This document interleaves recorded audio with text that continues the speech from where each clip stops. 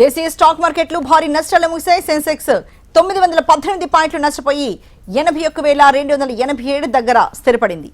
318 పాయింట్లు నష్టపోయి 25,178 వద్ద నిఫ్టీ ముగిసింది.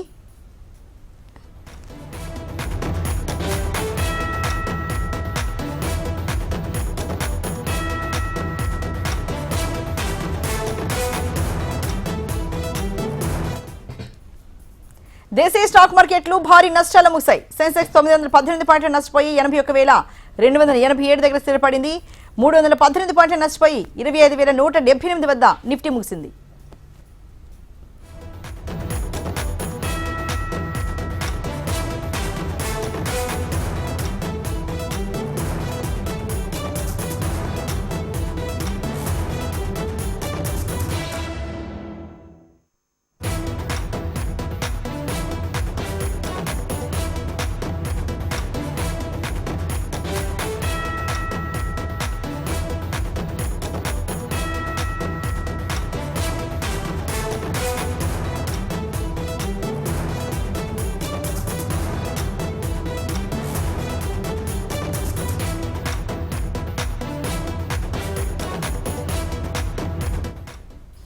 దేశీయ స్టాక్ మార్కెట్లు భారీ నష్టాలు ముగిశాయి. సెన్సెక్స్ 918 పాయింట్లు నష్టపోయి 81,287 దగ్గర స్థిరపడింది.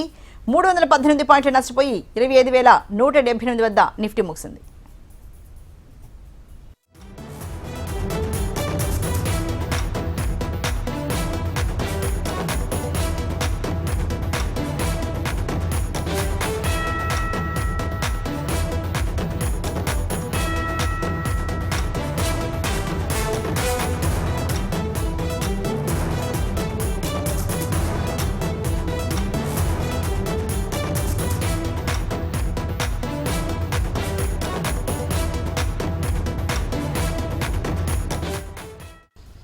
దేశీయ స్టాక్ మార్కెట్లు భారీ నష్టాలు ముగిశాయి. సెన్సెక్స్ 918 పాయింట్లు నష్టపోయి 81,387 దగ్గర స్థిరపడింది. 318 పాయింట్లు నష్టపోయి 25,178 వద్ద నిఫ్టీ ముగిసింది.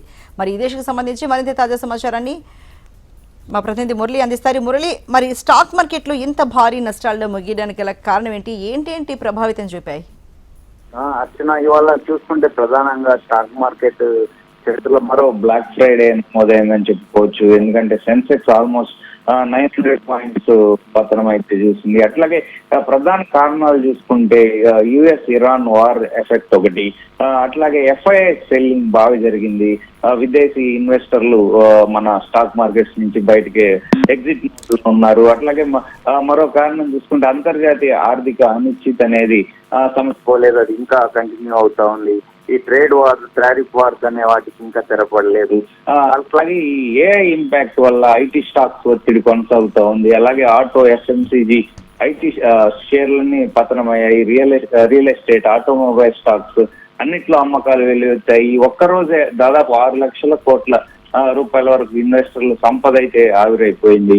అయితే ఈ కొంచెం ఆచితూచి వ్యవహరించాలి ఇన్వెస్టర్స్ అని చెప్పేసి నిపుణులు అయితే సజెస్ట్ చేస్తున్నారు. ఐటీ స్టాక్స్ కొంత సైడ్ వేస్ ఉండాలి, కొంత క్లారిటీ వచ్చే వరకు ఐటీ స్టాక్స్ దూరంగా ఉండాలని చెప్పేసి కూడా వాళ్ళు హెచ్చరిస్తున్నారు. Archana, right, thank you so much Murali.